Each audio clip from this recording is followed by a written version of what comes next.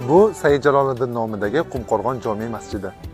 Said Jaloliddin masjidi Qumqo'rg'on hududidagi ko'rkam va qulay maskanlardan biri hisoblanadi.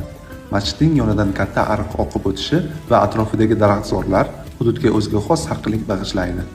Bu masjidni qurilishi 2022-yilda boshlanib, 2024-yilda tamomlangan. Bu masjidda pastki, o'rta va yuqori balkon qismlari bilan 3000 dan ortiq inson ibodat qilishligi mumkin.